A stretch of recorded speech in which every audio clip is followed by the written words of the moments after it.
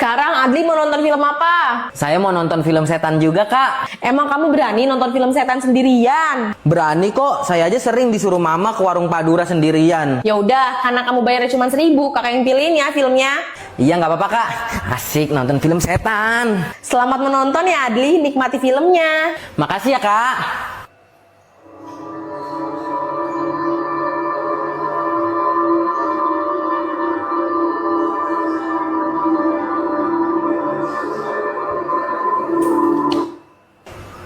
Loh, kok nggak ada gambarnya lagi, Kak? Oke, udah selesai. Kan belum mulai, Kak, filmnya. Kok udah selesai? Kamu inget nggak tadi bayar nonton filmnya berapa? 1.000. Nah ya udah, karena cuma bayar 1.000, filmnya nggak bisa tayang, cuma bisa duduk sama lihat layarnya doang.